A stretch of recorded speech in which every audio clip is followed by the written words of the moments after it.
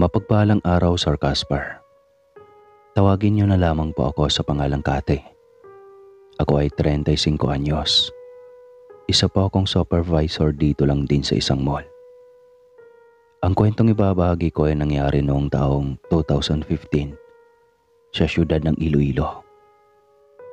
Gusto ko na po sanang ilibing sa limot ang mga nangyari sa akin noon.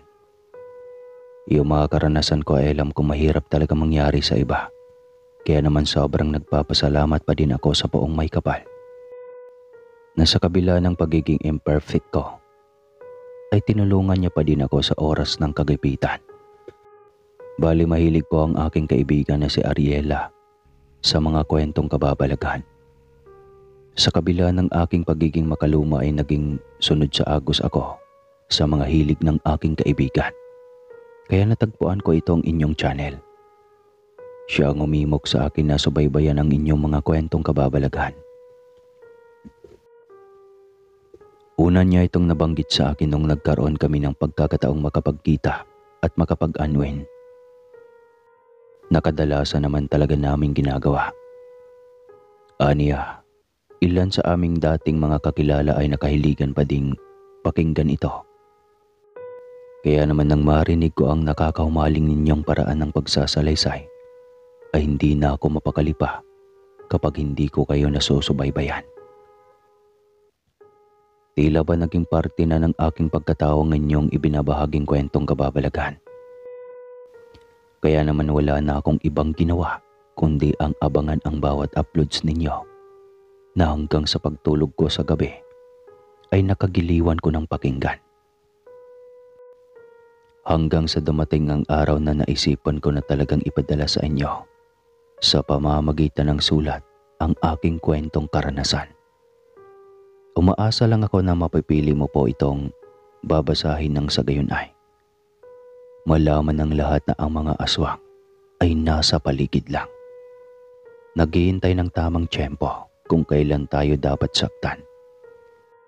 Bata pa lang ako ay nakakarinig na ako ng mga kwento tungkol sa aswang. Mahilig kasi kami ng aking pamilya sa usaping ito. At palagi nilang nagiging paksa kapag nagkakasama kami sa aming bahay. Pinakakinatatakutan ko ay ang aswang. Ayon kasi sa kwento ni Mama noon, ay delikadong uri ng mga nilalang na likha sa dilim ang mga aswang. Sila raw ay dating mga Diyos at Diyosa na itinalagang maging tagabantay sa mga tao dito sa ating planeta. Sila ang dapat nagbibigay sa atin ng masaganang ani, mabuting panahon at maayos na buhay. Naging aswang lang sila matapos nilang maakit at umibig sa mga tao, kaya nagalit ang bathala at isinumpang nasabing mga Diyos at Diyosa. Nilaglag sila sa ating mundo at kinalimutan na minsan ay naging bahagi sila ng ating bathala. Dati ay bumababa sila mula sa langit sa araw na itinalaga ng bathala para tignan kung ano ang ginagawa ng mga tao. Minsan, habang nagtutulungan ang mga tao sa pag-aani, isa sa mga Diyos ang naakit sa isa sa mga babaeng magbubukin at ginawa niya itong asawa. Labis ang galit ng bathala at pinarusahan ang nasabing Diyos. Hindi na siya binigyan ng pagkakataong makasama ang iniirog na babae dahil literal na siyang ginawang halimaw. Samantalang ang kanyang anak na nasa sinapupunan din ng kanyang iniirog ay magiging aswang oras na lumabas ito sa sinapupunan ng babae. Ito ay nangyari sapagkat sinuway nilang pinakamakapangyarihang batas ni Bathala. May mga nagrebelding Diyos at Diyosa. Sila ay kusang bumaba ng langit kaya gayon na lang ang galit ng Bathala. Sila ay isinumpa at tinanggalan ng kabanalan. Ang kanilang magagandang mukha at maamong anyo ay napalitan ng nakakasindak na mga itsura. May mga nakakatakot na pangil at nakaririmarim ng ngiti. Ilan sa kanila ay may mahahabang kuko at nakakahindik na pakpak. Delikado ang mga aswang at mahilig man din lang. Kaya nitong paibigin ng isang tao hanggang sa mahulog ito sa kanyang bitag at maging hapunan nito. Marami na daw nangyayari na ang mga aswang ay nakikipaghalubilo sa mga tao. Nagsisimba pa nga at kumakain ng asin. Nagtatrabaho at gumagalaw na kagaya sa mga normal na tao. Nakikisalamuha sa amin na para bang walang kahit na anong kababalaghang nananalaytay sa kanyang buong pagkatao. Dalawa lang po kaming magkapatid, ako at si Angelo, na nasa Tokyo, Japan na ngayon. Ang mga magulang ko ay simple mga empleyado lamang ng City Hall. May tamang sweldo na sapat para makapag-aral kami at kahit papano ay mapagtapos ng pag-aaral. Kahit minsan ay iginagapang na talaga namin. Nang makapagtapos kami ng pag-aaral ni Angelo, kanya-kanya na kami sa pagkayod para mapagaan ang buhay naming lahat. Hindi kami inuobliga ni na mama at papa na gumanti sa kabutihan nila sa pagpapalaki sa amin, pero syempre, karapatan at obligasyon ng mga anak na kahit papano ay mapasaya man lang ang mga magulang nila sa mumunting paraan. May bahay kami sa bukid. Bumili kami ni Angelo ng lupain doon para ipatayo ang aming malaking bahay na sa ngayon ay tinitirahan ni na mama at papa. Matatanda na sila at retired na sa trabaho. Pinapadalan sila ni Angelo ng pera buwan-buwan at ako naman ang nag-aalaga sa kanila. Sa lugar na ito ako nakaranas ng matinding kababalaghan. Ilang metro ang layo mula sa aming tahanan ay may isang kagubatan. Sa nasabing kagubatan naman ay may nakatirik na bahay. Isang abandonadong bahay. Minsan akong napagawi doon nang hindi ko sinasadya. Naghahanap lang ako ng nagagandahang view para kunan ko ng litrato. Pero hindi ko inaasahan na makakarating ako sa isang tahanan na muntikan ng kalimutan ng panahon. Ilang beses akong napagawi sa abandonadong bahay hanggang sa isang araw, napagtanto kong may tao na doon. Isang may edad na babaeng nag-iisa na lang sa buhay. Hindi ko akalaing nakatira pala siya doon dahil kapag napapadaan ako sa harapan mismo ng lumang bahay, ay aakalain kong walang tao talaga. Noon ko lang din naman siya nakita. Tahimik naman kasi at walang sino man ang mag-aakalang may mga magkaka-interes pa palang manirahan sa nasabing tahanan. Nahula ko ay unang naitayo bago ako ipinanganak. Kabisado ko ang lugar na iyon. Dito ako dumaraan kapag naiisipan kong mamasyal. Kahit binili lang namin ang lupaing ito, ay dito na ako talaga lumaki. Hindi ko alam kung ano ang nakain ko at nahipnotismo akong silipin ang buong bahay at saka nakiramdam. Nalaman ko lang na may tao doon nang mapansin kong may palakad-lakad sa loob ng bahay. Dito ko sinubukang magtago at pinagmasdan siya na sa mga oras na iyon ay hindi ko pa nakilala. Unang tingin ko sa matanda ay dapat katakutan dahil masyado siyang tahimik. Mukha naman siyang mabait at hindi mahirap kausapin. May kakaiba lang sa kanya na hindi ko maarok. Ang kanyang mga tingin ay parang kay lalim at may ibig sabihin. Sa bagay, parang hindi siya tao.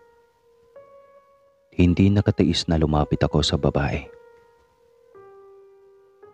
Gulat na gulat siya nang basta ko nalang lapitan. Ang kanyang mga mata ay namilog na parang nakakita ng isang nakakatakam na nilalang. Tinanong ko siya kung ano ang kanyang pangalan na kaagad naman niyang sinagot. Siya raw si Aling Bebang. Taga-kabilang barangay daw siya at walang matutuluyan. Kaya nang makita niyang may bahay na walang tao sa kakahuyan, ay napagpasyahan na niyang manatili na lamang doon. Tinanong din niya ako kung bakit ako nakarating sa lugar niya. Sinabi ko na lang na napadaan ako. Inalok niya akong magkape muna pero tumanggi ako. Siyempre, estranghera pa rin siya para sa akin. Kaya kailangan kong maging maingat. Iba pa naman ang uso ngayon. Kahit babae ay marunong ngang gumawa ng masama. Hinayaan niya akong umalis kaya nagmamadali akong umuwi sa aming bahay. Hindi ko naman akalaing susundan niya ako at may gagawin na pala siyang hindi maganda ng gabing iyon. Nauna siyang inabangan ako sa aking daraanan. Habang naglalakad, may naririnig akong huni, ngunit hindi ko ito pinansin. Kasi akala ko ibon lang iyon. Hindi ako kaagad nakagalaw nang makita si Aling Bebang na humahalakhak at agarang nag-iba ang kanyang anyo. Isang aswang. Ilang saglit lang, kay bilis siyang nagtatatakbo padalokong sa akin.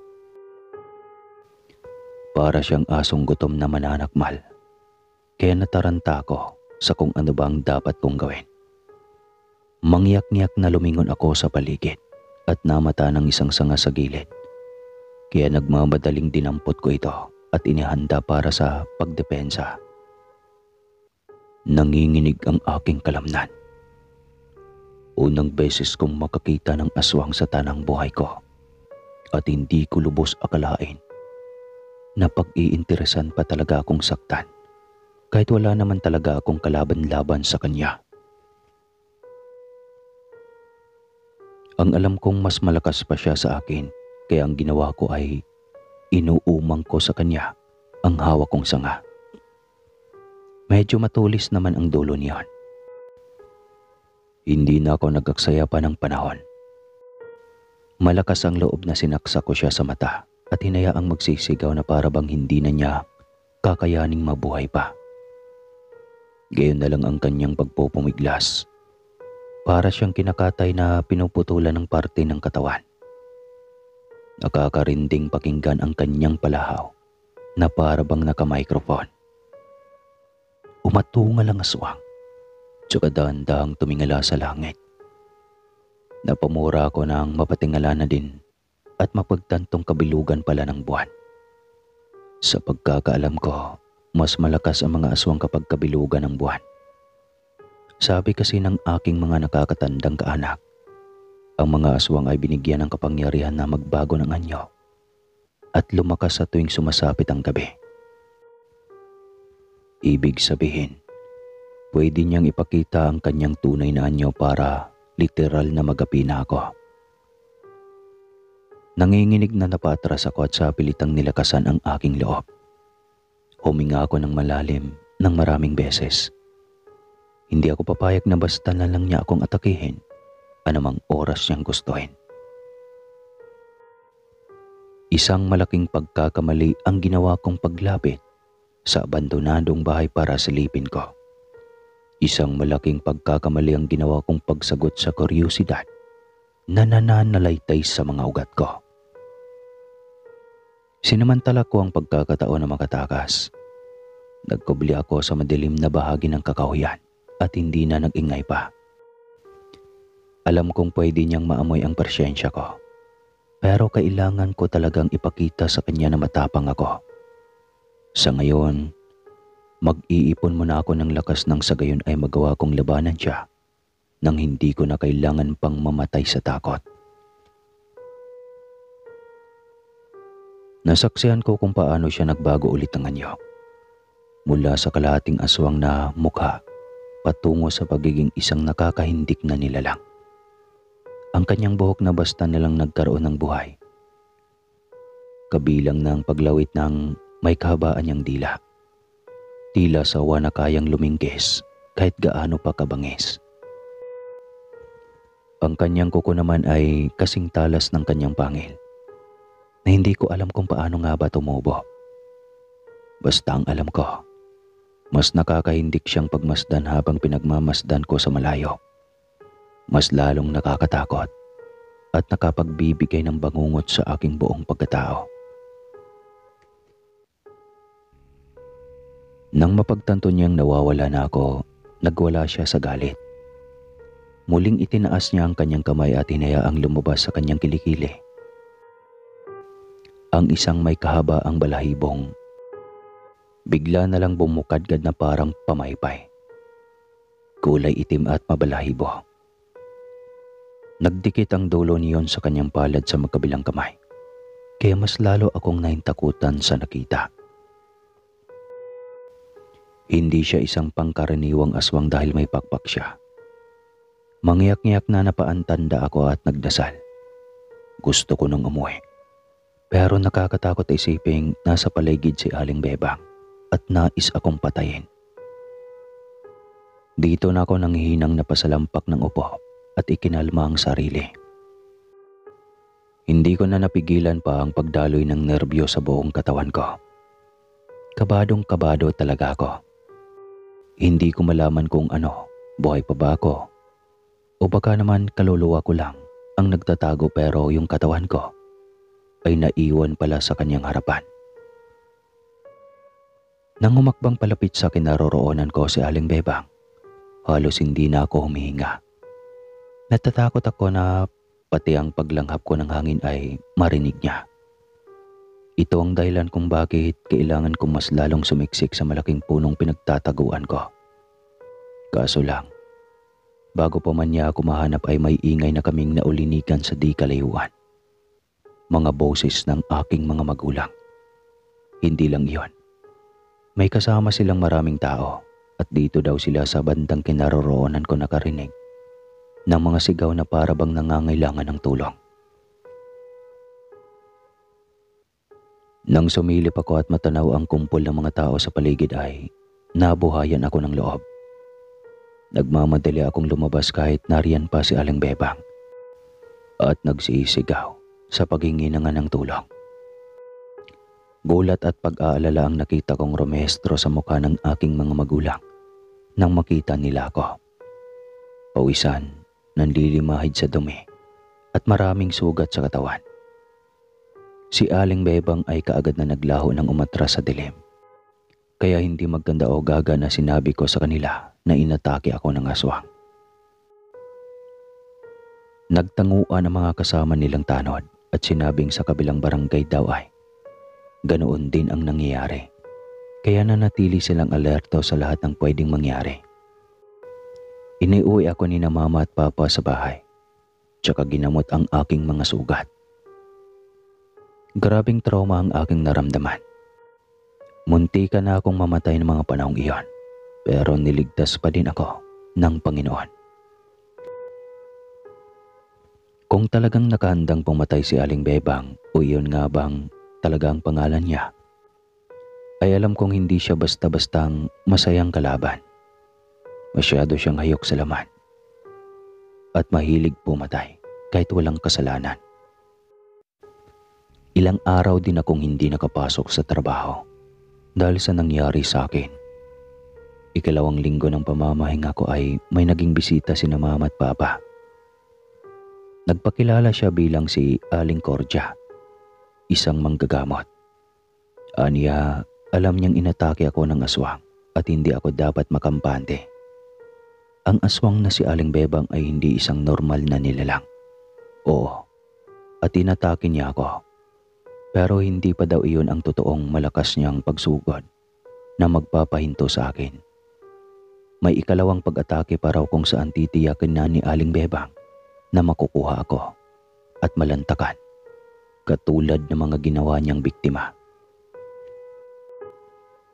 Sa kabilang barangay ay wala pa daw binubuhay na tao si Aling Bebang matapos siyang atakihin. Lahat ay matagumpay niyang napatay, kaya mag-iingat daw ako at huwag nang babalik sa kakahuyan ng mag-isa. Napaiyak ako at napayakap kay mama. Bigla akong natakot, lalo na't madalas pa man akong maglakad mag-isa. Paano kapag naisipan akong atakihin ni Aling Bebang sa bahay?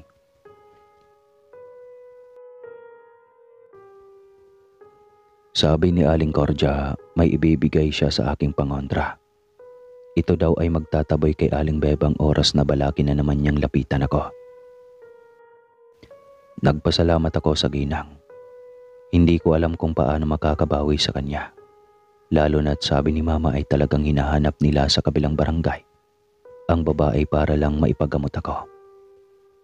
Nalunod kasi ako sa depresyon at hindi na ginustong lumabas pa ng bahay dahil sa takot. Pati nga pagligo ko noon ay kinakatakutan ko na at ayaw kong makakita ng liwanag ng araw. Lalo na pagsapit ng gabi ay ayaw ko ng madilim na paligid. Di ba ang gulo? Simula nang mabigyan ako ni Aling Cordia ng pangontra, hindi na ako ginugulo pa ni Aling Bebang. Para bang iniiwasan na niya ako dahil ang pangontrang nakakabit sa akin ay pwede siyang saktan. Kahit nang umuwi pa si Angelo at magsama ng mga kaibigan sa lumang bahay, ay wala na daw silang nakitang matandang nakatira doon. Baka ang mismong bahay ang ginawang taguan lang ni Aling Bebang para makapangbiktima. Kalaunan, binili ni Angelo ang lupaing iyon at ipinag-iba ang bahay. Ipinahawan ang nagtataas ang talahib, kaya mula sa bahay ay makikita na ang hawan. Hindi ko na alam kung saan nagpunta si Aling Bebang, pero alam kong hindi na niya ako masasaktan. Malay mo, baka nandyan lang siya sa likod mo, nasa labas ng bahay ninyo at naghihintay na alokin mo siyang magkape. Hanggang dito na lang po ang kwentong ito, Sir Casper. Maraming salamat po sa lahat ng nakikinig. More power po sa inyong channel at God bless. May pangalawa pa na kwento.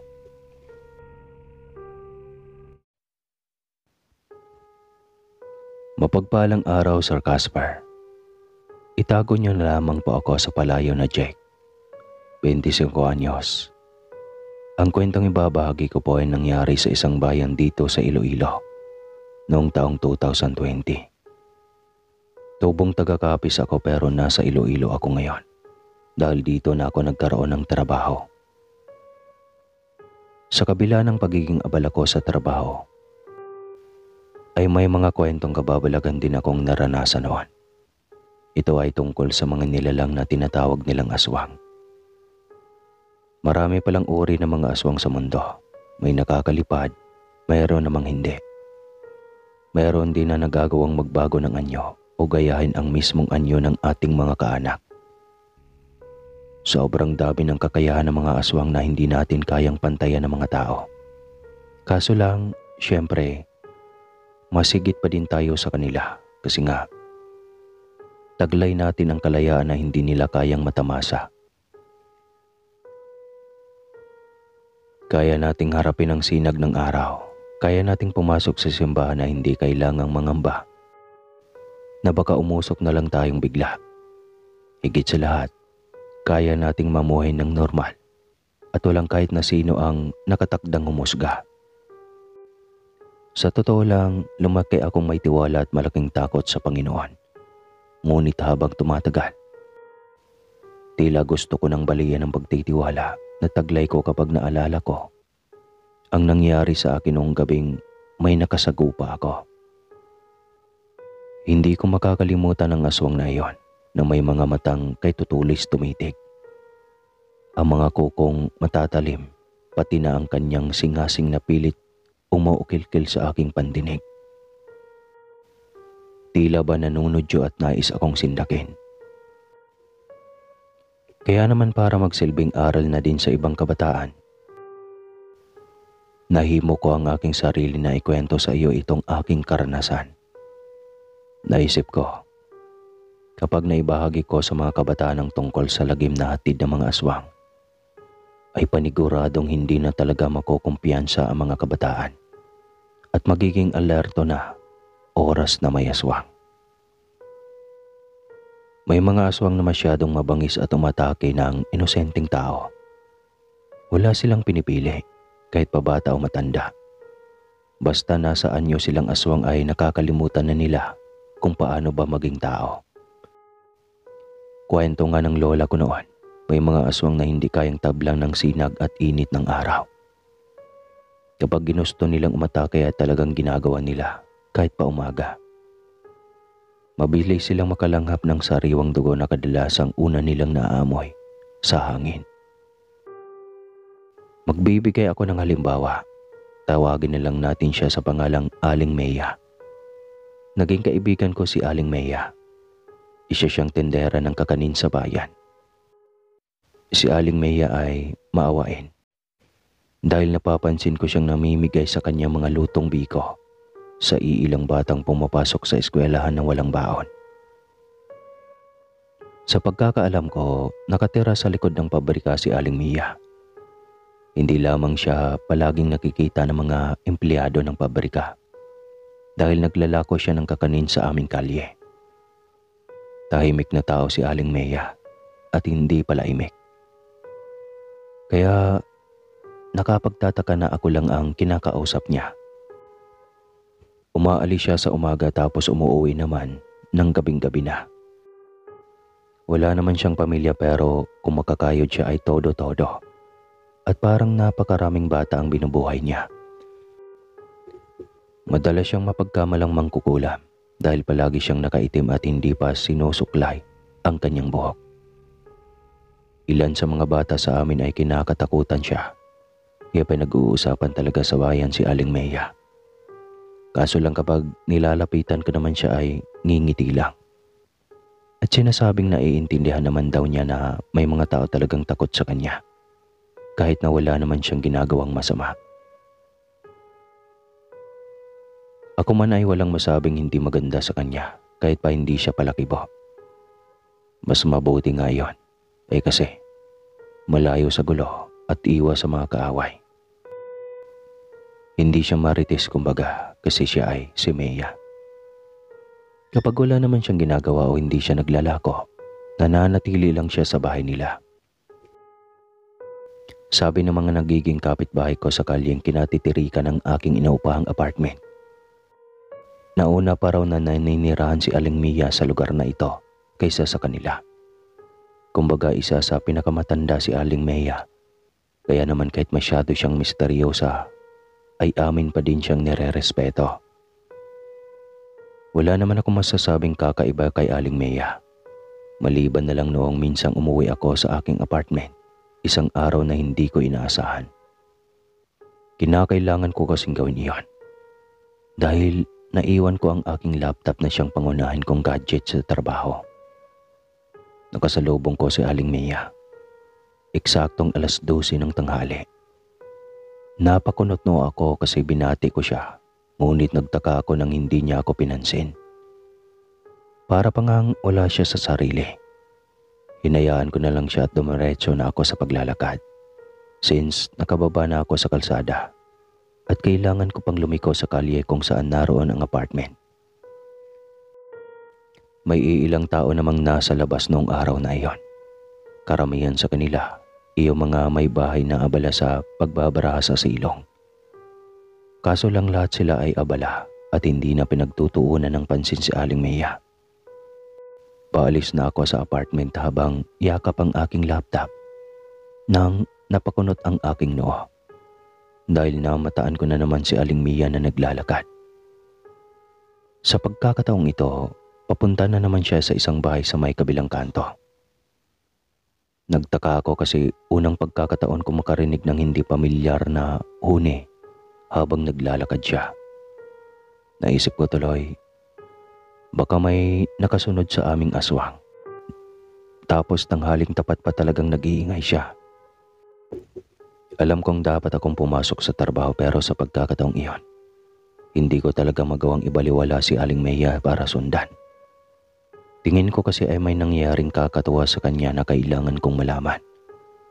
Kaya imbis na tahakin ang landas pabalik sa opisina, ay pumihit ako papunta sa kalyeng balak niyang tahakin. Sisiguraduhin ko na lang na hindi niya malalaman na sinundan ko siya. Hindi ko alam kung ano ang iisipin. Ano ang dahilan naman kung makahakbang si Aling Mea ay nawawala siya sa kanyang sarili. Nagugutom ba siya? May kailangang dalawin. Sa pagkakaalam ko kasi ay wala naman siyang kakilalang nakatira sa bandang iyon. Pero ako, alam kong may nanganak doon. Dahil noong kailangan ng umiri ni Janice, ang babaeng tinutukoy ko, ay ako pa mismo ang nagtawag ng pulis. Walang imik na nagpatuloy ako sa paglalakad hanggang sa makarating ako sa bahay na may malaking puno ng balete. Saglit akong nagtago doon at nakipanood. Bakit pulis kaya yung tinatawag? Hindi ako nakapayok ng kahit katangali ang tapat ay umakyat si Aling Mea sa bubong ng bahay ni na Janice at sumilip.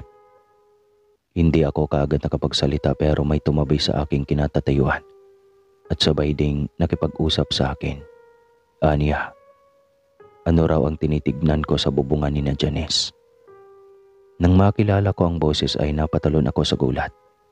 Si Aling Mia. Namutla ako at itinulo sa aking kinatatayuan. Hindi ko alam kung ano bang nangyari. At napakabilis namang nalipat si Aling Mia sa aking tabi. Gayong pinapanood ko pa siya kanina sa pag-akyat. Hindi ako magkanta o gaga sa pagpapaliwanag sa kung anuman ang dapat kong sabihin. Pinangunahan ako ng takot. Tingin ko ay namamalikmata lang ako o baka iba ang nakita ko kasi imposible namang sa isang kisap mata lang ay maglalaho kaagad ang taong sinusundan ko at malilipat pa sa aking kinatatayuan. Iiling-iling na sinabi ko sa kanyang akala ko kasi may nakita ako sa bubungan. Tapos magalang na akong nagpaalam. Hindi ko na tinignan pa kung sino nga ba talaga ito o may ibang tao sa bubungan kung saan ako nakatingin kanina. Kaya naman imbis na kausapin ko siya, ay mas minabuti ko na lang na magpaalam ng tuluyan para makabalik na sa opisina. Hindi ko na hinayaan pa na matanong ako ni Aling Mia ng kahit na ano. Sa takot na baka may madiscover ako mga bagay na hindi ko dapat malaman. Kaso lang kinagabihan, hindi ko akalaing may nilalang na gagambala sa akin. Maaga lang akong natulog ng gabing iyon at hindi inaasahan ang kung anong kakalampag sa bubungan. Napabalikwas ako ng bangon at nakiramdam sa paligid. Naisip kong pwede kong silipin ang bubungan. Dumiretso ako sa kabilang bintana at nakita kong maliwanag naman sa labas dahil sa liwanag ng buwan. Alam kong delikado ang gagawin ko. Ngunit kailangan kong makatiyak kung totoo nga ba ang lahat ng nakikita ko kanina. Sa ilang saglit ko pang pagsisiyasat ay titiyakin kong may malalaman akong lihim na tinatago ng matandang si Aling Mia. Palihim akong nagtago at naghanap ng madaraanan papunta sa ibabaw ng mga yero. Ingat na ingat ako sa aking mga galaw. Dito na huminto sa pagtibok ang aking puso ng saglit. Sa pagsilip ko sa ibabaw ng aking tinutuluyang kwarto, may natanaw akong bulto ng tao. Hindi lang siya basta tao, kundi isang nilalang na alam kong kakaiba ang paniniwala at kaugalian sa buhay. Hintakot akong napaatras ng mabilis na lumingon sa aking kinaroroonan, ang mismong bulto na aking sinusundan. Para wag akong mahuli ay nagmamadali akong gumapang papunta sa likuran ng aparador sa takot na baka makita niya ako. Naririnig ko kasing mabilis na kumalampag na naman ang yero na para bang may tumatakbo, kaya ang hula ko, napansin na niya ako. Napansin ako ng aswang. Walang imik akong sumiksik sa dingding kahit pamasangsang na ang amoy na nalalanghap ko. Tila nais bumaliktad ng aking sikmura habang tinatansya ang aking pagtataguan na hindi ako mahahanap o makikita ng nilalang. Pinanatili ko ang aking sarili na huwag gumalaw at pinakaramdaman ang paligid. Hindi ko alam kung ano ba ang dapat kong maramdaman habang pinakikinggan ang kanyang pag-angil. Napaiktad ako nang marinig ang paglundag ng aswang sa loob ng aking kwarto. Ang kanyang pangit na mukha ay bahagyang naglaho at napalitan ng kanyang tunay na itsura. Nagimbal ako nang makitang ito ay si Aling Mia. Kabadong mas lalo akong nagtago at nagdasal. Hindi ko na maawat ang aking pawis sa pagpatak na parabang gripo dahil sa labis na nerbyos. Panay ang paghahanap ng aswang sa akin mula sa ilalim ng kama, sa mesa, at saan pang sulok. Kaya pakiramdam ko, literal na akong naging estatwa dahil sa nangyari sa akin. Nanginginig kong naiuusal na sana ay huwag naman niya akong mahanap. Nararamdaman ko na ang mga yabag ng aswang sa aking kinaroroonan. Kaya gayon na lang ang aking panginginig. Kinapa ko ang aking bulsa at natuwa nang may matagpuan akong bagay na pwedeng makatulong sa akin. ang langis. May langis ako sa paanan ng aking kama. Pilit kong hinihila iyon habang nagkubli sa makapal na bedsheet. Alam kong hindi magtatagal ay mahahanap niya ako. Kaya kailangan kong makakita ng mga bagay na pwede kong maipangontra sa kanya. Nang marinig ko ang kanyang mga yabag, ay tila ako sinisilaban sa labis na takot. Paano na lang kapag nahuli niya ako? Tila mabibingi na ako sa lakas ng kabog ng aking dibdib nang makitang sisilip na siya sa akin naroroonan ko. Kaunti na lang at mahuhuli na niya ako, ngunit nang marinig ko ang matinis na pagsigaw ng aming kapitbahay, may nag-aaway sa labas at mukhang may lasenggo na namang nag-aamok. Sobra-sobra ang pawis ko sa mukha at halos panawan na ako ng ulirat sa labis na takot. Lumayo siya sa aking pinagtataguan para siguro umalis na din. Ngunit nakalikha ako ng ingay dahilan para imbis nagtatago na lang ako ay nahuli pa niya ako. Biglang bumagsik ang mukha ni Aling Mia, tsaka nagbago na naman ang kanyang mukha. Lumundag siya sa aking harapan sabay angil. Nakakarindi ang kanyang sigaw, kaya naman napatakip na din ako sa aking tenga. Sobrang takot na takot ako ng mga panahong iyon. Alam kong wala akong laban sa kanya. Ngunit, imposible na hindi ko siya masaktan man lang. Alam kong mapupuruhan ko siya. Napabalikwas ako ng bangon at kaagad na nag-isip ng paraan para makabawi sa aking naglahong tapang. Nang inihanda na niya ang kanyang sarili sa pag-atake, sinaboy ko na ang hawak kong botilya sa kanya. Natapon ang lamang langis at kumalat sa kanyang mukha. Kaya naman nagkikisay siya na tila ba napaso. Tsaka siya pumalahaw dahil sa sakit. Mas lalong naging mabalasik ang kanyang mukha nang mapatingin siya sa akin. Hindi ako nakapiyok nang tumalon siya ng pagkataas-taas.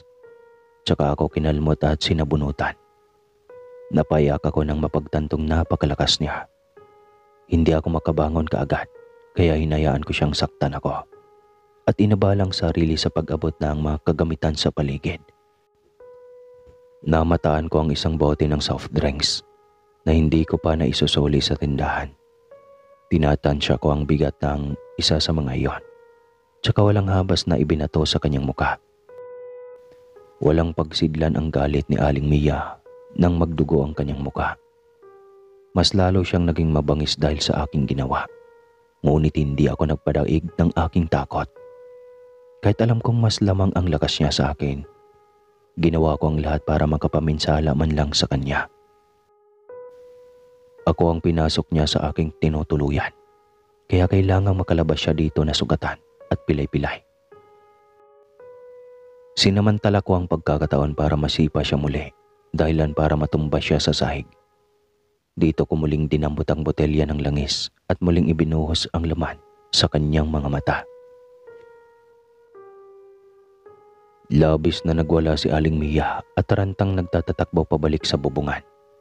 Alam kong sa pagkakataong ito, magtatanda na siya sa paninilip sa kahit na sinong residenteng nakatira sa aming baryo. Kinaumagahan, kumalat sa aming lugar ang ginawang pang-aakyat bubong ni Aling Mia. May mga tao na kinompronta siya at tinanong kung talaga bang aswang siya. Lahat ng nakasalubong niya ay hindi niya kinakausap. Hindi rin naman ako nagigilty sa aking ginawa. Ano ngayon kung napuruhan ko siya? Aswang si Aling Mia, tao naman ako. Hindi pwedeng basta na lang niya akong saktan o akyatin sa aking tinutuluyan nang dahil lang sa inatake siya ng kanyang pagkaswang. Para kasing kinakalimutan na niya ang aming pagiging magkaibigan. Nang magkatinginan kami ay gayon na lang ang kaba sa aking dibdib nang lagpasan niya ako. Para bang sinasadya na lang na ipakita sa akin ang paso sa kanyang namumulang muka. Ang kanyang mga mata ay namamaga din, kaya halos hindi ko na magawang kamustahin siya. Napalunok na lang ako nang balingan ako ni Aling Mia at gawaran ng nanlilisik na mga mata. Gustuhin ko mang humingi ng pasyensya sa kanya ay hindi ko naman magawa. Alam kong mahirap na gumawa ng mga bagay na hindi naman mapapansin ng iba dahil nga may kasalanan silang ginawa. Iyon na ang huling pagkakataon na nakita namin si Aling Mia sa bayan. Para bang naglaho na lang siya na animoy bula. Dito na naging makalat ang isyu tungkol sa pagbabago niya ng anyo. Pero bilang isang respetadong tao ay hindi ako nakigaya sa iba at mas pinili na lamang na manahimik. Total naman, ang aswang ay aswang. Kahit pa ipagtanggol nila ang kanilang sarili, ay hindi pa din nila maaalala kung gaano kahirap ang sitwasyon. Sinaktan man niya ako ay napatawad ko din naman siya. Umaasa ako na hindi ko na siya makikita at baka sa pagkakataong ito ay ibang klaseng pangontra na ang maipanlaban ko sa kanya. Ang mga magulang ko pa naman ay naniniwala sa mga pangontra at mas epektibo ang mga ito kaya hindi ako nagpapahiwalay niyon. Hanggang dito na lang po. Maraming salamat po sa pakikinig. More power po sa inyong channel, sir. At God bless. Muli po, ako po si Jake ng Iloilo.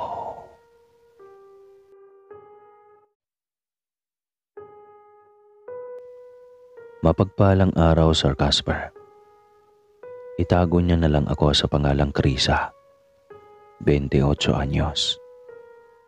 Ang kwentong ibabahagi ko po sa inyo ay nangyari noong taong 2017 sa isang bayan sa Iloilo. Hingi na lang sana ako ng paumanhin na hindi ko napapangalanan ang eksaktong lugar para makaiwas po sa isyo. Ayoko namang pangalanan ako ng mga tao ng kung ano-ano. Kasi nga totoo naman itong naging karanasan ko. Hindi ako nakapagtapos ng pag-aaral, ngunit hindi ito naging hadlang para matutong gumamit ng mga makabagong gadgets, kagaya ng mga cellphone. Dahil dito, na-discover ko ang tungkol sa inyong channel. Kaya naman bilang isa sa mga suki ninyong tagapakinig, naisipan kong ibahagi sa inyo ang aking naging karanasan. Umaasang mapapawi ang takot at kilabot na kailan lang ay naranasan ko sa piling ng isang aswang.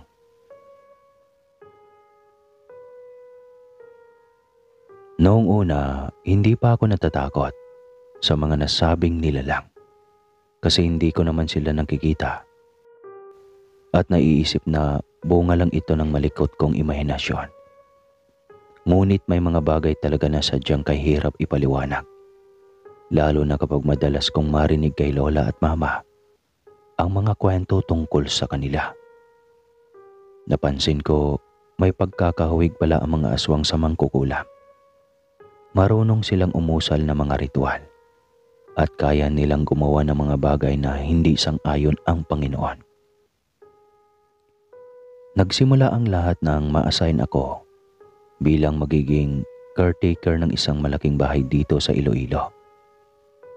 Hindi naman matatawag na abandonado, ngunit literal na wala nang nakatira sa nasabing tahanan.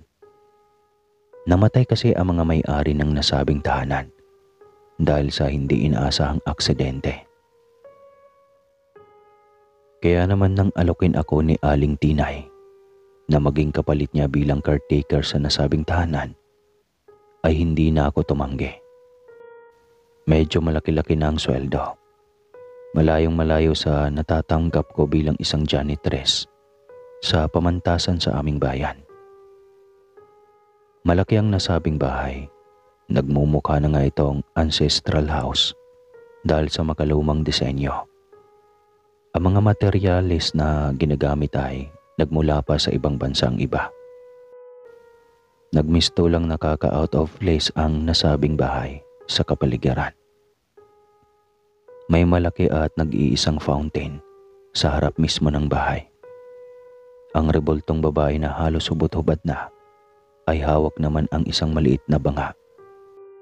At doon ang gagaling ang tubig na bumubuhos sa kabuuan ng fountain. Maganda talaga ito at nakakaakit.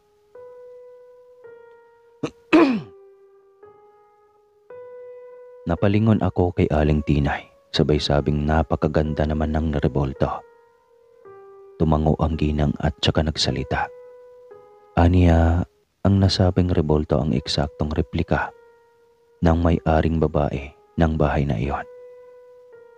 Ewan ko ba, Rebolto lang naman ang nakikita ko, ngunit pakiramdam ko ay nagkagusto na ako sa babae. Iba kasi ang dating niya sa akin. May kaunting pitik sa aking puso. Pumasok kami ni Aling Tinay sa malaking bahay.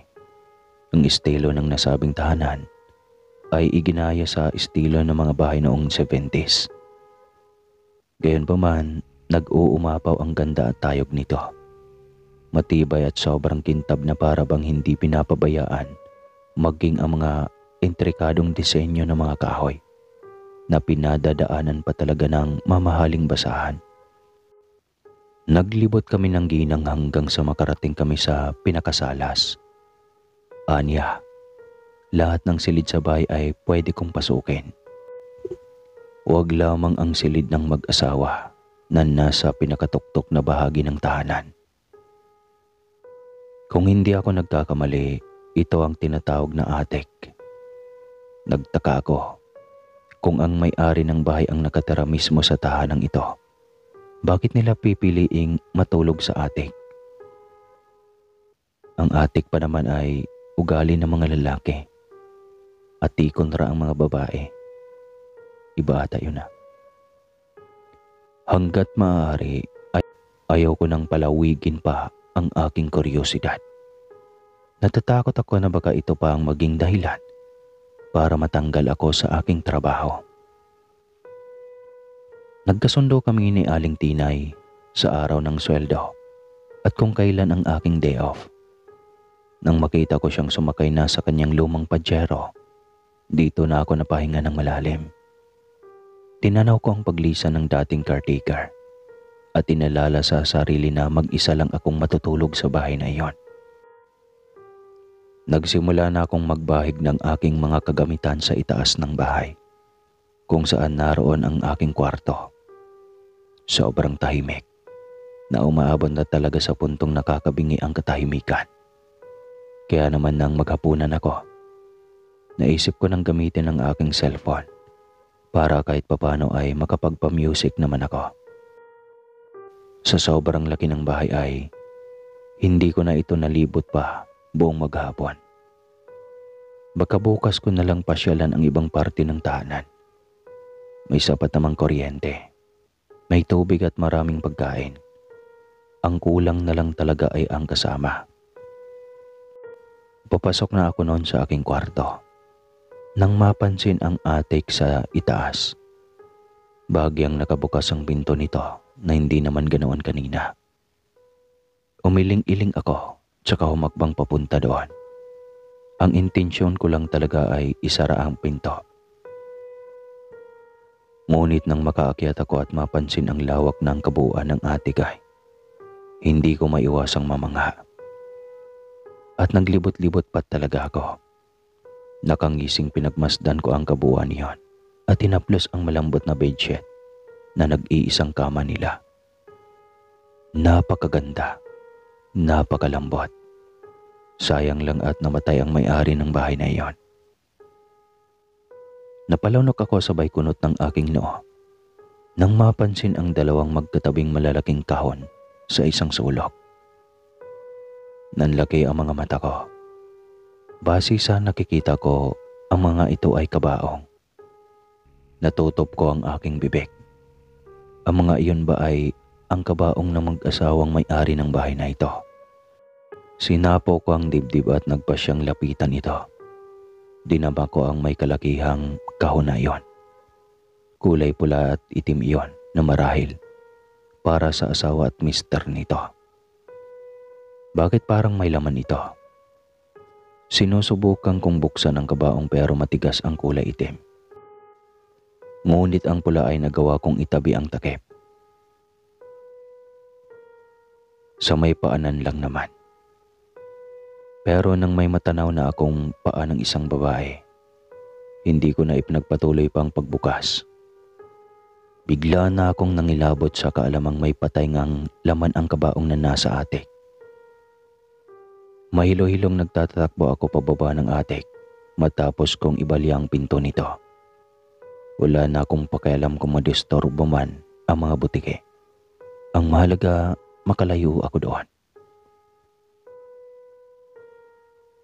Walang pagdadalawang isip na humilata ako sa kama, sabay takip ng kumot sa aking buong muka. Sobrang natakot ako sa kaalamang may bangkay akong kasamang natutulog sa malaking bahay. Akala ko hanggang doon na lang ang lagim na aking mararanasan. Ngunit dahil nga sa sindak na aking naranasan kanina, hindi ako nakatulog. Hindi ko man lang magawang pumikit o magpaantok. Kaya kahit alam kong mahirap ay tiniis ko na lang ang takot at bumangon. Dumungaw ako sa bintana. Dito ako napakunot ng noo. May tao sa labas ng bakuran. Isang babae na sa tingin ko ay nasa kanyang 30s. May mahabang buhok at maputing balat. Nagpapahid siya ng kung anong likidong galing sa loob ng isang botilya.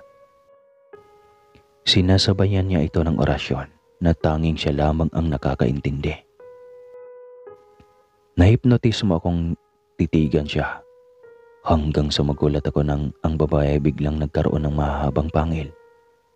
Mga kukong kay tatalas habang tumutulo ang laway at buhaghag na buhok. Ang kanyang mga mata ay kay pupula at ang tatalas ng ngipin. Umaangil at naririnig ko ang kanyang mga huni, kagaya ng isang aswang. Dinaklot ng matinding takot ang puso ko. Hindi ko alam kung sa anong paraan ako kikilos nang hindi niya mapapansin. Sindak na sindak ako. Kaagad na gumapang ang takot sa aking dibdib. Pakiwari ko ay nais kumuwala ng aking kaluluwa sa katawan ko. Takot na takot ako. Simulat sa pool, ito ang unang pagkakataon na nakakita ako ng aswang na nagbago ng anyo.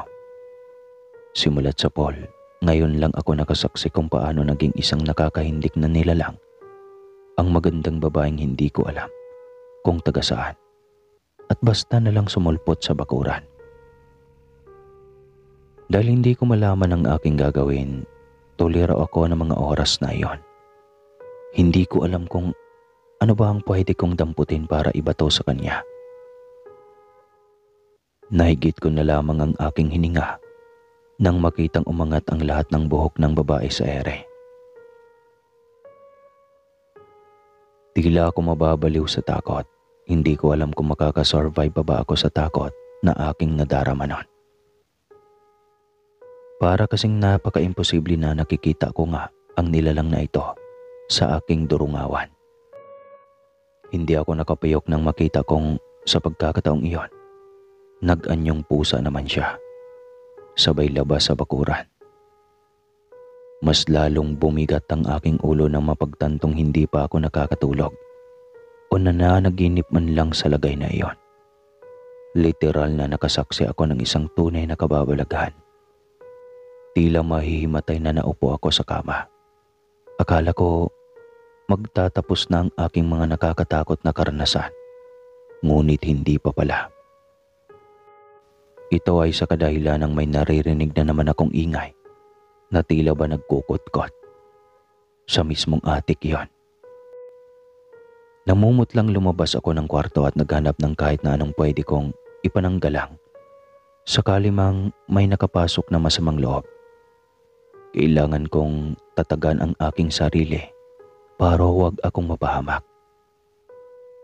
Sa katunayan, nagtawag na ako ng isang emergency call sa mga pulis para mapuntahan man lang nila ako at nang masuri kung ano ba talagang nakita ko. Madilim sa paligid ng atik, pero patuloy pa din ang pagkutkot, kaya naman nagtaasan na ang lahat ng balahibo ko. Parang pati singit ko, nagtayuan na din ang mga balahibo. Pinanuyuan ako ng lalamunan habang humahakbang ng dahan-dahan. Maingat at walang kaingay-ingay. Nang mapagtanto kong sa mismong kabaong nagmula ang mga ingay ay hindi na magkandara pa sa paghuhuruminta daw ang sistema ko. Hindi ko alam kung saan ako tutungo. Takot na takot ako. Pakiramdam ko may mabigat na bagay ang dumagan sa aking katawan nang marinig ang mahinang boses mula sa nakasarang kabaong na kulay itim. Isang ungol ng lalaki na nagmamakaawang buksan ko daw ang kabaong niya at nagugutom na daw siya. Kaagad kong iniligtas ang aking sarili. Ni hindi ko na nga alam kung paano ko nagawang makababa ng hagdan na hindi sumasayad ang aking mga paa. Sobrang mahihimatay na ako sa labis na nerbiyos, ngunit napahinto na lang nang may maalala ko. Nang tignan ko ang itim na kabaong kanina, napansin kong ang pulang kabaong naman ay nakabukas na at nawawala ang nakahimlay na babae doon kung saan nakita ko kanina ang mga paa. Mangyak-ngyak na tinungo ko ang aking cellphone at tinilak ang pintuan ng kwarto. Marahil may nangyaring hindi maganda sa lugar na iyon. Kailangan kong iligtas man lang ang sarili ko. Dito na ako nahintakutang sumiksik sa kama nang makarinig ng mga kalabog. Tila ba kinakalmot ang aking pinto. Galit akong bumulyaw at tinadyakan ang pintuan. Itinaboy ko siya ngunit isang mahaba, matinis at nakakangilong kalmot sa pinto. Gamit ang kanyang kuko, ang isinagot niya sa akin. Kasabay ang isang matinis na huni. Isang aswang.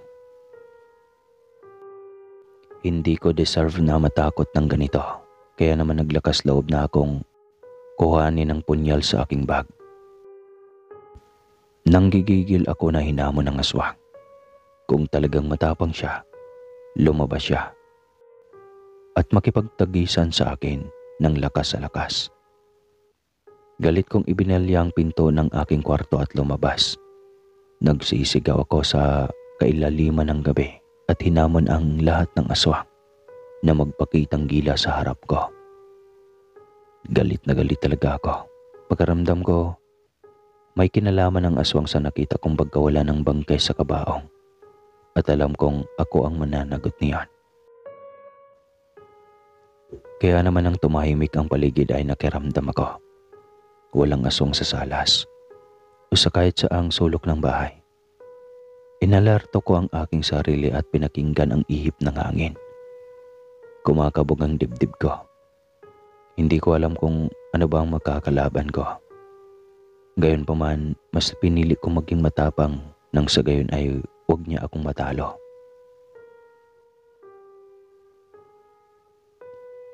Mabagal akong humakbang hanggang sa may kusina.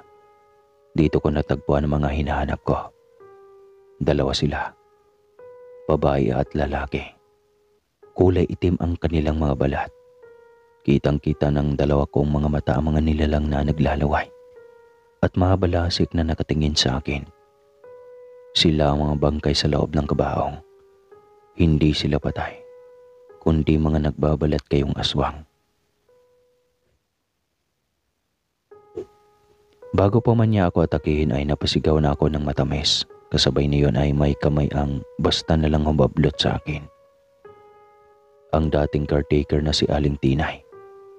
Hinila niya ako sabay pumasok kami sa basement at inilak ang pinto.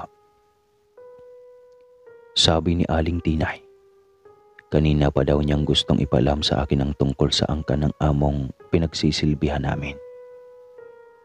Ilang pagkakataon nang nagtangka siyang isumbong sa pulis ang nakakahindik na bagay. Pero hindi naman daw siya makahanap ng pagkakataon. Natatakot siya na baka hindi niya magawang makalabas ng buhay sa bahay na iyon. Gigil na daw sa kanya ang mga magulang ng aming mga amo na nasa abroad. Sa galing kasi nilang magpanggap ay halos wala nang paraan si Aling Tinay para makapagsumbong man lang kahit kanino. Kaya binabantayan na lang niya ang dalawang among naghihimlay sa kabaong. Pero mga amalanig na pala ito. Sa katunayan niyan, maraming beses na daw siyang hinahanap ng aswang. Nang pagkakataon na mahila sa pinakamalapit na dilim, nasilid ang bahay pero hindi raw natutuloy.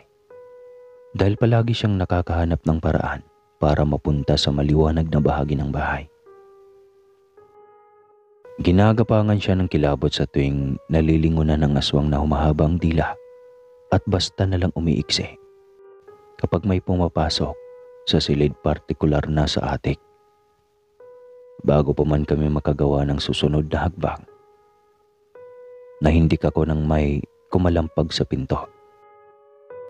Tumambad sa aming harapan ang aking among babae sa kanyang bangkay na itsura, humahangos at hingal na hingal.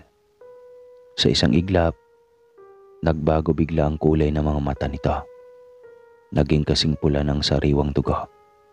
Ang kanyang mukha ay nangunot at nagkaroon ng kulubot. Nagkaroon siya ng kulay itim na balat at may nakakasindak na mahabang pangil. Ang kanyang dila ay kasing nipis ng sinulid. Sa madaling salita, ipanakita nito ang kanyang anyong aswang. Napaatras ako sa labis na takot. Wala akong maapuhap na ibig sabihin lalo na't nakikita ko na nililisik ang mga mata ng nagbagong anyo kong amo. Nagpatuloy ang babae sa pagsasalita na labis kong ikinahindik. Anya, papatayin na daw niya kami ni na Aling Tinay. Hindi na kami nagsagupaan dahil hindi naman ako papayag na masaktan niya. Mabilis ko siyang sinipa pero nahablot niya ako.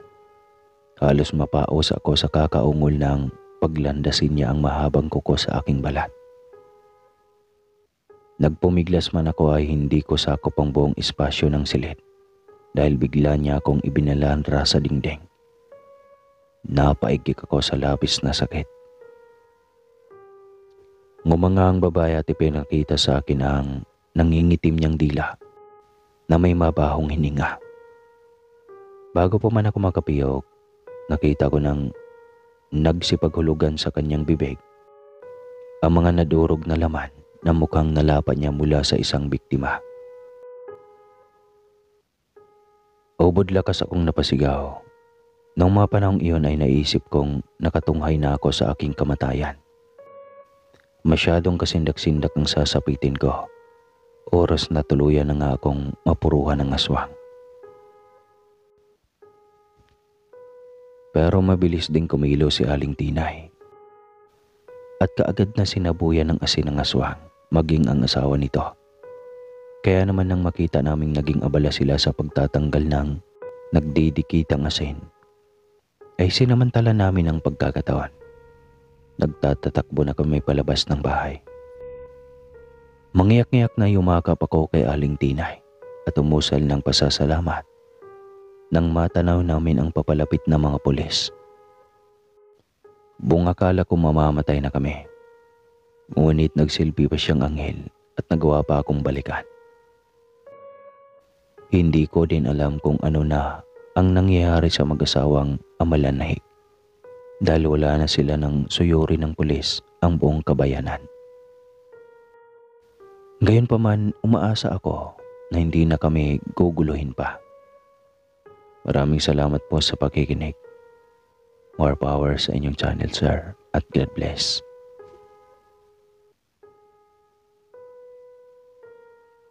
Muli po, ako po si Carissa ng Iloilo.